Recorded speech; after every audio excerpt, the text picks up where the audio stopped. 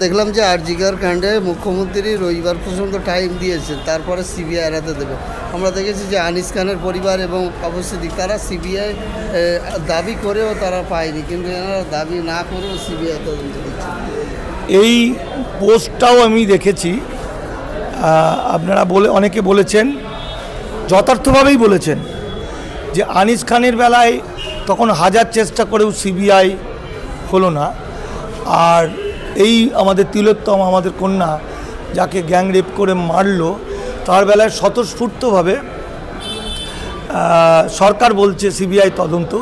এটা থেকে একটা জিনিস প্রমাণ হয়, মানে আমি পার্টিকুলার এই কথাটার মধ্যে দিয়ে, কারণ আনিস আমারও চেনা ছিল, আমিও তার মৃত্যুর পর অনেক ভিডিও করেছিলাম। এটা থেকে প্রমাণ হয় যে আনিস খানের মৃত্যুটাই কিছু গলদ ছিল, তাই সিবিআই করতে দেয়নি সরকার। গলদ না থাকলে সিবিআই করতে দিত, এটা সাধারণ বলবে মানুষ। আর এই ঘটনাটার প্রেক্ষিতে পিছনে সরকার বা সরকারের কোনো বড় নেতারা হয়তো যুক্ত নয়, সেই কারণে সরকার হাত পা ধুয়ে নিতে চাইছেন যে আইনের পথে চলবে। এটা দ্বিচারিতা, তৃণমূল সরকারের এটা দ্বিচারিতা। রাজনৈতিক, দেখুন আমরা যারা সোশ্যাল কাজ করি বা মানুষের সেবা করার চেষ্টা করি, তাদের সঙ্গে রাজনৈতিক ব্যক্তিত্বদের বা রাজনীতির সঙ্গে গোলালে হবে না। রাজনীতি অনেক অঙ্কের উপর নির্ভর করে, এটাই পৃথিবীর নিয়ম। এবং রাজনীতিতে বাবা ছেলেকে খুন করে দিল, মা স্বামীকে মেরে দিল কি ক্ষমতার লোভে, এটা একটা পার্ট, এটা একটা ধর্ম, রাজনীতির সঙ্গে এটা সম্পৃক্ত। কিন্তু আমি বিষয়টা আরজিকরের যে বিষয়টা, সেই বিষয়টা আমি যতবার ভাবতে চেয়েছি ততবার আমার চোখে বারবার আমার সন্তানের মুখটা ভেসে উঠেছে, আমি আর মানতে পারিনি। ফলে আমি যতবার ওই বিষয়টা ভাবছি, আমি ঘুরিয়ে নিচ্ছি, আমার বারবার মনে হচ্ছে আমার বাচ্চার মুখ। এটা কল্পনা করা যায় না, এটা ভাবা যায় না।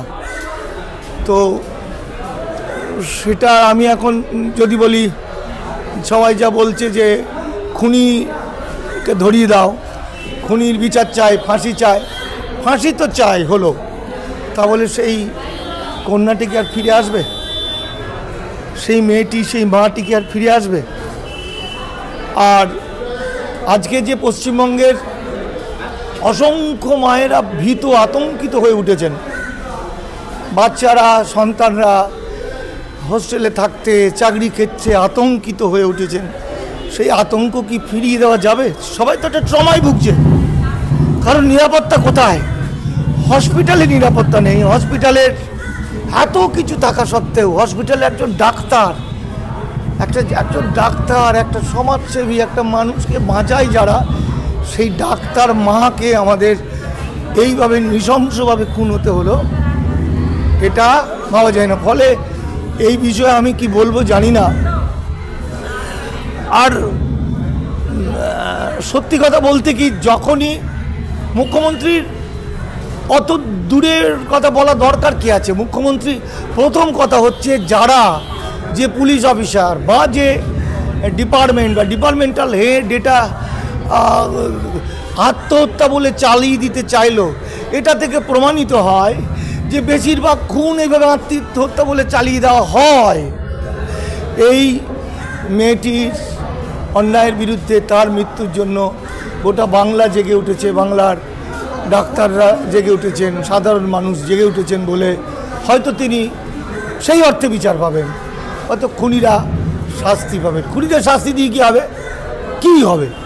আমাদের সোসাইটিটা, সমাজ ব্যবস্থাটা খুনি তৈরি করেছে, তাদের খুন ফাঁসি হবে। আমার মেয়েটা তো ফিরে আসবে না, খুন হবে, তাদের ফাঁসি দেওয়া হবে, মারধর হবে, কী হবে? আলটিমেট দিনের শেষে যে আতঙ্ক ছড়িয়ে পড়ছে গ্রামগঞ্জের বা শহরে বা শিক্ষিত অশিক্ষিত মায়েদের মধ্যে, তার বাচ্চাদের মধ্যে, সেই ট্রমায় যে ভুগছে, তাদেরকে কি করে বিশ্বাস ফেরানো যায়, এইটা সরকারকে প্রথম দেখতে হবে।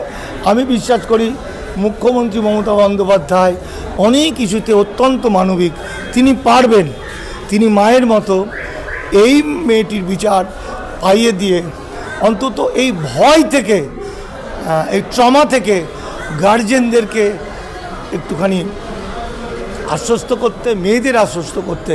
কিন্তু ও কথাটা আমি বারবার বলবো যে আনিসের ক্ষেত্রে সিবিআই তদন্ত হওয়াটা জরুরি ছিল, এবং বিভিন্ন ঘটনা থেকে যা প্রমাণ হচ্ছে যে আনিস খুন হয়েছে, এবং খুন শুধু নয়, তাকে নৃশংসভাবে খুন করেছে, এবং এই খুনের পিছনে সরকার না থাকলেও সরকারের রাজনৈতিক দলের মস্তান বাহিনী, খুনি বাহিনী, গুন্ডা বাহিনী ছিল ছিল ছিল। আমরা দেখলাম যে হেতাল পারেক কাণ্ডের শেষ ফাঁসি হয়েছিল ধর্মীয়, সেরকমই কাণ্ড ঘটেছিল কামধুনিতে তাপসী মালিকের ক্ষেত্রে। কামধুনি মহিলাটার নাম কি ছিল? নাম বলতে হবে না। হ্যাঁ, কামধুনি কাণ্ডে সেরকমই একটা কাণ্ড ঘটেছিল। সেই কামধুনি নির্যাতিতার ভাই আজকে আমাদের বক্তব্য বললেন যে যতদিন এই রাজ্যের এই মুখ্যমন্ত্রী থাকবে, এই দল থাকবে, ততদিন মানুষ ন্যায় বিচার পাবে। কী বলবেন? দেখুন, যার যাবে সেই তো সবটা জানে আসল ঘটনাটা। যে মানুষটার, যে মায়ের স্তন কেটে নেবে, যে মাকে মেরে দেবে, সেই মানুষটা কি এই রাষ্ট্র ব্যবস্থা চাইবে, এই সরকার চাইবে?